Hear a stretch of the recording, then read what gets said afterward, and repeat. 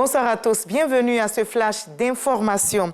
L'axe Yamoussoukro-Accra se raffermit. Le président Alassane Ouattara et son homologue ghanéen Nana Akufo-Addo étaient en réunion aujourd'hui à Abidjan. C'est le premier sommet sur l'accord de partenariat stratégique Côte d'Ivoire-Ghana signé en octobre 2017 à Accra. Les lignes bougent, la coopération ivoiro-ghanéenne se bonifie dans divers secteurs grâce à cet accord qui prend en compte tous les domaines essentiels pour le développement des deux pays, notamment l'économie, les produits agricoles et la lutte contre l'orpaillage clandestin. Je vous propose d'écouter un extrait de l'intervention du président Alassane Ouattara. Monsieur le Président, Mesdames et Messieurs, la signature d'un accord de partenariat stratégique, au-delà des liens séculaires et des idéaux que nous partageons, répond au besoin de mettre en exergue notre volonté commune de renforcer la coopération entre le Ghana et la Côte d'Ivoire. Plus précisément, l'accord de partenariat stratégique entre nos deux pays a pour ambition de raffermir et d'harmoniser nos politiques et initiatives d'intérêt commun dans divers domaines, notamment la défense et la sécurité, l'économie du cacao, l'environnement, l'exploitation minière et les politiques économiques.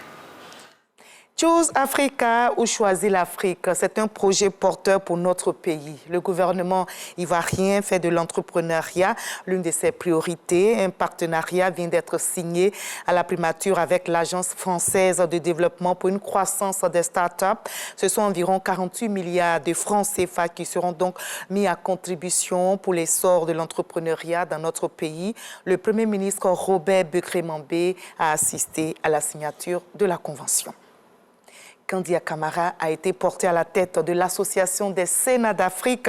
Elle a été désignée lors du premier colloque des sénateurs africains qui a pris fin ce jour à Yamoussoukro. La nouvelle présidente entend travailler pour le succès des chambres hautes et le triomphe du bicaméralisme sur le continent. Yamoussoukro abritera le siège de l'association.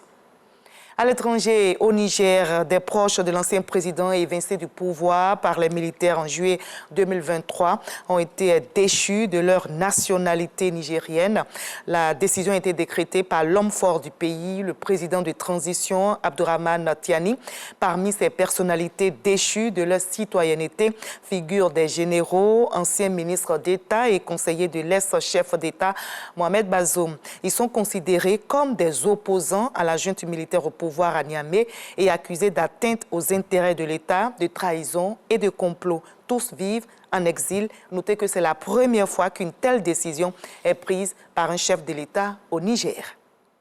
Le prix Nobel de la paix 2024 a été attribué ce vendredi à l'organisation japonaise Nihon Hidachi-o, fondée en 1956 et qui regroupe des survivants des bombardements nucléaires sur Hiroshima et Nagasaki. C'était en 1945. Cette distinction récompense ses efforts pour un monde sans armes nucléaires. Pour le comité Nobel norvégien, l'organisation reçoit ce prix pour avoir démontré par des témoignages que les armes nucléaires ne doit plus jamais être utilisé. Le prix Nobel de la paix 2023, je rappelle, avait été attribué à Narges Mohammadi, journaliste et militante iranienne des droits de l'homme, actuellement emprisonnée à Téhéran. Et on va terminer par le sport football. Vous connaissez cette actualité. Il s'agit des éliminatoires de la 30e Coupe d'Afrique des Nations. Les champions d'Afrique, les éléphants de Côte d'Ivoire affronteront les Sierra Léonais aujourd'hui même au stade Laurent Pokou de San Pedro. C'est un match à suivre à partir de 19h sur la 3. C'est bien sûr sur le groupe RTI. Bien lancé donc dans cette campagne, les éléphants vont tenter de signer une 3e victoire d'affilée après leur succès obtenu début septembre dernier. La qualification pour le tournoi marocain se profile déjà. On se retrouve à 20h.